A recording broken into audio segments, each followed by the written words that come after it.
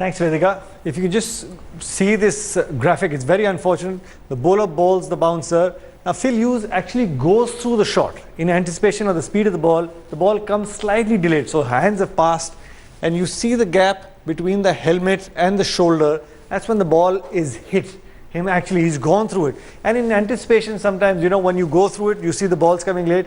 It's a reflex action. The batsman's trying to duck away. And that's when the gap increases between the helmet and the shoulder. And that's exactly where the ball struck Phil Hughes. And I believe, unfortunate that one of the arteries burst and the blood actually went through, gushing through the head. It is so very unfortunate. Take a look at this. Now, that's the gap. If I can just, Vedika, wear the helmet and exactly show you once you're wearing the helmet.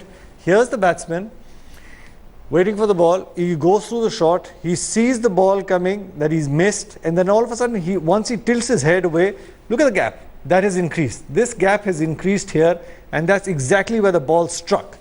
Now, we don't want injuries, these freak injuries to keep happening again and again, Vedika. So it's very important. You see this part of the helmet here, the steel gauge? Yes. Now, apparently the ICC has come up with a new ruling that there's got to be another steel wire that goes slightly lower and then connects to the lower actual grill. So that in cases like this, even when you tilt away, once the gap is increased, it still protects this part of the neck. Now, unfortunately, you call it destiny or whatever you might want to call it, Phil Hughes was actually wearing one of the older styles of helmet. And also, if you look at all these older styles of helmet, you see all these grooves. Now, it's all a very personal comfort level thing when a batsman wears these helmets. Once you wear the helmet, you see the gap. Now, this gap is ideally designed so that the ball does not penetrate through this whole gap. Now, for a lot of batsmen, they want to see, of course, the absolute clear vision. And sometimes they tinker with these gaps and they increase this gap so that this first steel wire does not come in line of the vision when you're actually batting. Now, once you lower this, the gap increases sometimes even in the front, and that's where a possibility a cricket ball might go through, and people have actually got injured on the nose as well. If you remember that classic bouncer of Courtney Walsh when Manoj Prabhakar at Mohali was batting and the ball actually went through the gap and hit him on the nose as well. So these are things to take care with utmost care, and especially all the youngsters, these are things not to fool around. We all know in an unfortunate incident what happened with Phil Hughes, you cannot fool around. This can be a deadly sport. Nikhil, I'm going to come back to you in a minute. I'm also going to get some medical opinions on what happened to Phil Hughes. I'm joined by Dr. Jatin Chaudhary. Dr. Chaudhary, could you just explain to us why this was really quite literally a deathly blow for Phil Hughes? He got injury at the cerebellum, which is at the back side of head. It's a part which connects spinal cord with the brain. It's a very sensitive part. So any injury, you must have heard your elders saying, don't hit at this place because it's called the little brain, chota dimag. So this is a very sensitive place, and because of the impact, he got all this. Right. Also, Dr. Tomar, who's joining us, the orthopedic in the studio. Doctor, tell us more about how time is of the essence when a situation is as critical as the one that Phil Hughes went through. Yeah, the area that was hit is a very sensitive area. So any injury to this area, just the ball had hit just behind the ear. So this is at the junction of the brain and the cervical spine. So any injury in this region will cause compression or pressure over the lower part of the brain or the upper part of the cord.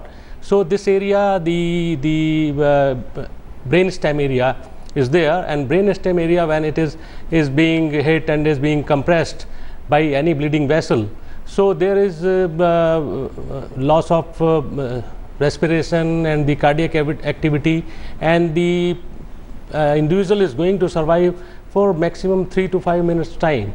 So immediate care is to be taken, and the patient has to be kept on immediate respiratory and cardiac help.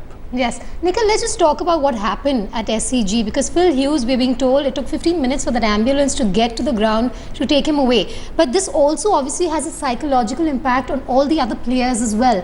It's also important, and you've been a part of the Indian team, you would know how important counselling is, because this could really affect the morale of a lot of other cricketers. Oh, absolutely. You know, you don't want to see these sort of unfortunate incidents take place. And don't forget, you know, we're talking about speeds of excess of 140 kilometers an hour, and the cricket ball weighs about 5.5 ounces, and it is, you know, rock solid. So with that kind of impact, it could be detrimental. It was, in fact, detrimental.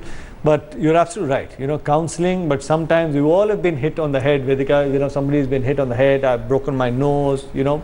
But this is part and parcel. You've got to be a little more careful. You learn from mistakes. But the most important thing is, I hope from here on in, the cricket manufacturers take in account of what actually safety measures to be taken. Because so you're saying you don't helmet want technology is of the essence right now, especially this should be a wake-up call for... Absolutely. This is 2014, you know, you have all and everything available to you. So why would you not want to make use of that? You know, I believe ICC came up with new regulations, with new helmets that were supposed to come effective last year, you know. So everybody just let it go that no incidents has taken place, you know, it'll slowly groove in. But I guess, you know, sometimes the custodians of the game have got to put their foot down in terms of when it matters the most in terms of security. And this was an instinct, right? A natural instinct as far as Hughes is concerned to try. He was trying to hook that ball. So this was a defense in a way that he was trying to pose, which proved deadly for him. Well, I guess he was going through that shot. He watched the ball. He pitched, you know, it wasn't that he just walked into the crease new. He was batting on 60 odd. He was seeing the ball probably as good as he's probably ever seen. You know, and he's gone through the shot. It's just that in terms of anticipation of the speed of the ball coming through, he went through the shot a little too early, a shade early. That's when he, you know, caught the ball or the side of his eye, and then he's trying to duck away. And that's what probably just increased the gap between the neck and the helmet. If you see the replays again and again, the helmet actually, you know, tipped up a little bit and left that space. It is unfortunate, you know, you don't even get Vedika more than a split of a second. You know, when you're talking about a bouncer at a speed of more than 140 kilometers an hour, blink of an eyelid also gets a little too late. That's how fast these deliveries come at. You know, people like Brett Lee, Shoaib Akhtar, you know, a lot of it is anticipation. You ask the masters of the game, Tendulkar, when we spoke to all of them, how do you play this sort of fast deliveries? He said a lot of it is anticipation, and you need to be concentrating 100%. And I'm sure Phil Hughes was. He played the shot, he went through the shot, but it's just, I guess, a shade too early. There you go. You know, a shade too early, and he's ducking away, and he's got hit on the neck, on the back part of the head. Right. Dr. Chaudhary, if you're still with us, this incident, this unfortunate mishap has taken place in Australia, but India is known to be a place where cricket is a religion. You see people on the roads, young boys playing cricket in fields, in lanes, in by lanes, and this is a worry because none of them even wear helmets, and this could prove extremely, extremely dangerous for those young boys and girls. Look, this is really dangerous. If some boy or some sports person is not, you know, taking the precautions, it's really dangerous. So it's a lesson for every youngster to wear a helmet and all other guards.